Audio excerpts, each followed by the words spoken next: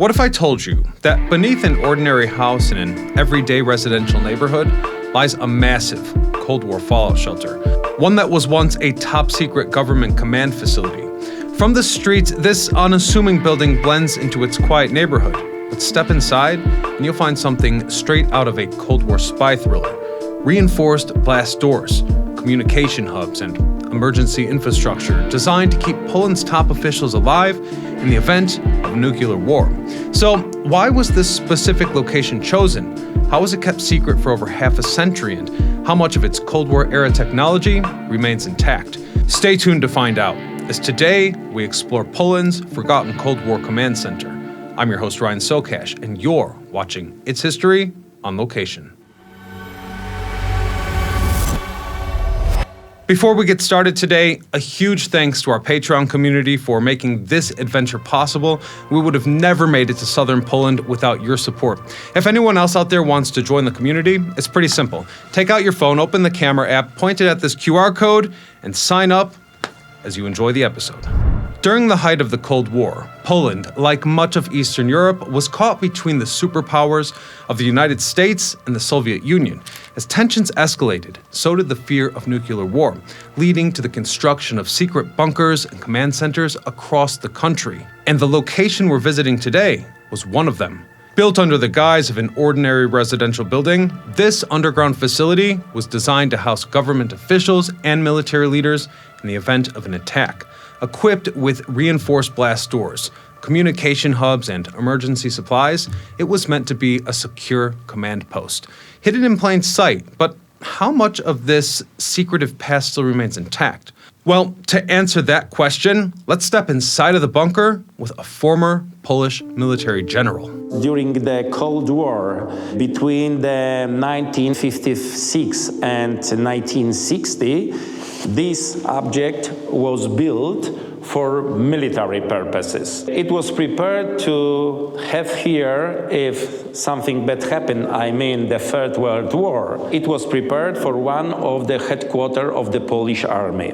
It was prepared for 57 people, and this bunker was built very carefully with the special walls, which allowed to stay here completely closed within 21 days. Thanks to the idea that in this bunker was all things what the people need to survive, to live. I mean the electricity, water, fresh air, and also what is so important, the food. Bunkers were built, as I said, in the middle of the Cold War.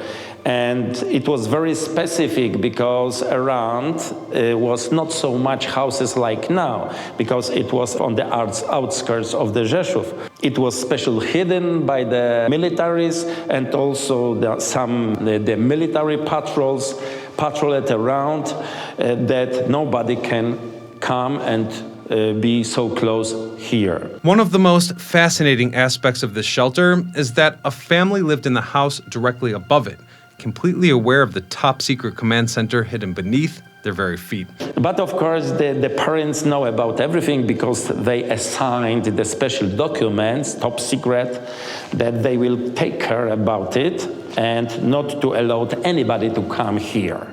But underground, every day, operated one soldier. It was the technicians which take care about this shelter.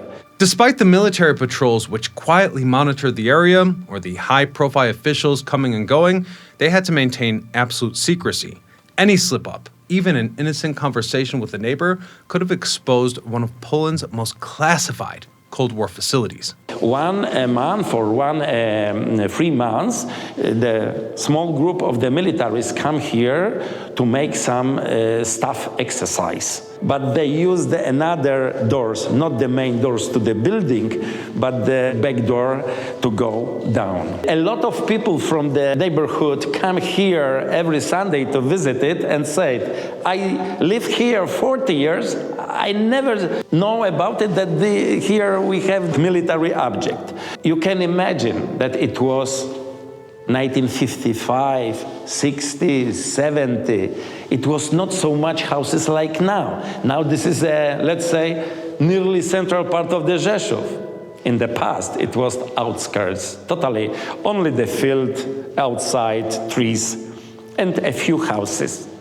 Starting at the outside of the house is really unusual because you have a residential block of apartments there, normal roads, and this is just a pretty typical looking Polish house, but deep within is a serious military bunker.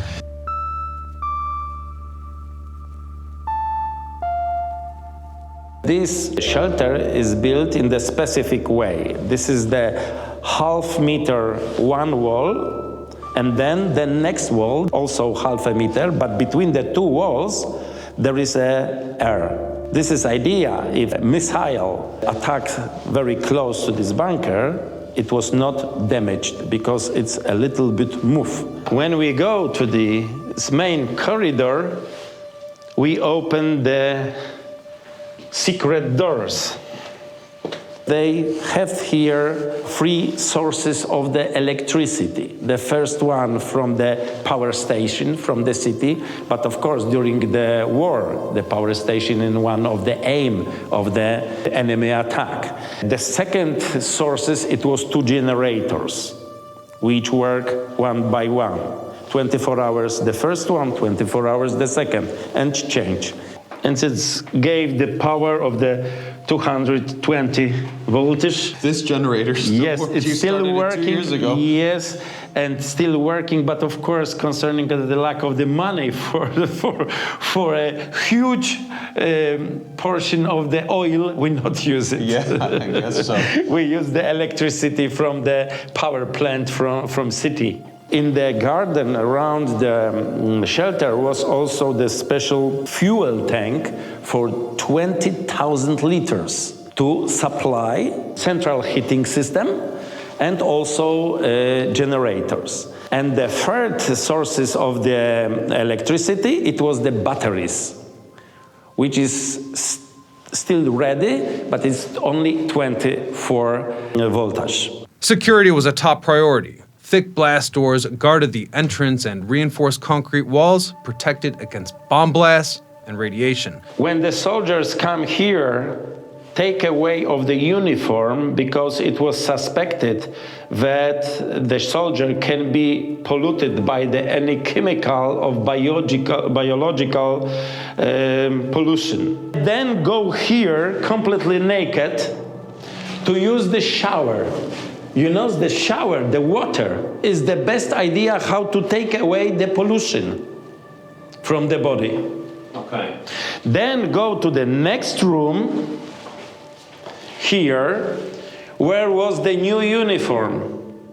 They wore the new uniform, and he was ready to go to the medical examination. You will never open the door to the next if you not shut the back door. That makes sense. And we go here. Here was a very nice intercom. Okay, doctor, private Ryan, I am ready for examination. Okay. You know, save the private Ryan, okay. And we go to the next room when the doctor operated. And the doctor exam, and also the doctor has a special equipment which show if any pollution, chemical pollution outside. They have here their own sources of the water. This is the water pump, and under us, 85 meters under us, this is the natural sources of the water. And this is completely dedicated only for this building. And it's come here with these pipes, and here we have the purification system. The first one, this is the room where was the kitchen. It was the cook here and prepared the food for all staff. Here the signal room for the telephone connection and radio connection. Did this connect to other bunkers or government facilities or anywhere? Everyone, all over the world, let's say, in this time. Next room, here, it was the room for the soldiers for resting. Here the soldier had the bed, They have the shelf, television, and can see the information, and also rest here to sleep where they not have the duty. And here was also an important room. This is the next signal room for the special unit. It's also possible to make some secret information here. Here we have the place for 2 radio operators with fluent English language to listen the NATO frequency radio station. This is the cable of the antennas. Outside was an antenna, 12 meters, which allowed from underground to use the radio station connection. Here was a room, storage of the maps. I'm kind of assuming that they would pass the maps through these windows. Yes, because on the other side. this is the room with the secret documents. Okay. And if the map is not secret, you can straight put here to the main operating room. The layout was designed with efficiency in mind. At its core was a command room, where military officials could coordinate operations in the event of an attack. This table, it's a bird table. When the officers gathered and looking for the situation and prepared the idea for the decision of the commander what to do with the forces which is outside on the field. And here you can go right. This is very important place. This is the ventilatory. This is the room where we have the machine to produce the fresh air. You can see here, this is the special filters. It goes through these filters, through these machines, and now, be careful. It's still working, and make the fresh going around all buildings.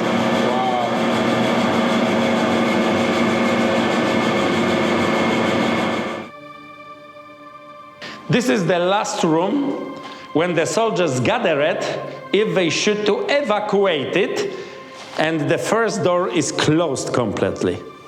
This is the evacuated way. Okay. You go here, you go 15 meters, and up by the ladder 15 meters, and you are underground outside of the shelter. And here we have a small room, which was also important. As you see, it was the room for the air, which is over pressure.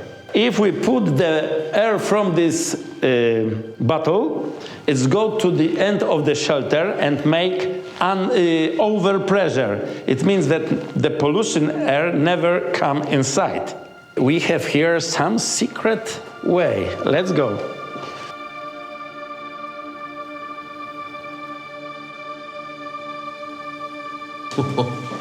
This is really like something out of a movie right now. This is also some air magistral. This is wild that this is just under someone's house.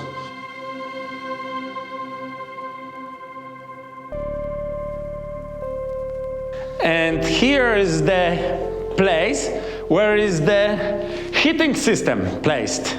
Under us, there is a huge tank for the sewages. Oh. And the sewages from here were pumped outside to the special tank in the garden. So is the tank directly below that panel you're standing on right now? Yes, exactly. How big is it? I don't know exactly. We never open it, you know. Maybe you should. Maybe the ghosts are here. Yeah. Nobody knows. It really makes you think. The government still won't release all the information on this place. Who knows where that might lead? Well, there could be other secrets. My guys, check it. Don't worry. Rumors suggest that there may have been hidden escape tunnels, though the exact locations still remain a mystery. Altogether, this is the 385 square meters, 15 meters under the ground. As the Cold War drew to a close, the strategic importance of this shelter began to fade. With political shifts in Poland and the collapse of the Soviet Union in '91, underground command centers like this one were no longer seen as essential. By the mid-'90s, the bunker was officially decommissioned, classified equipment was removed, and the facility was largely abandoned, no longer serving as a high-priority military installation. For years, it remained a forgotten relic of the Cold War, sealed beneath the house above it. But today, thanks to preservation efforts, we have this rare opportunity to step inside and see what remains. This bunker may be decommissioned, but its purpose lingers on. I have to point out here that today, with the US military stationed nearby in Rzeszów, Poland, the area is still a strategic, if not dangerous location, which makes me wonder, what do today's underground command centers look like in the modern times? I suppose we'll have to wait for our great-grandchildren to answer that question. Otherwise, if you'd like to see the full extended tour of the bunker, join our Patreon community by clicking here, or once again, scanning this QR code. Until next time, I'm Ryan Socash, signing off.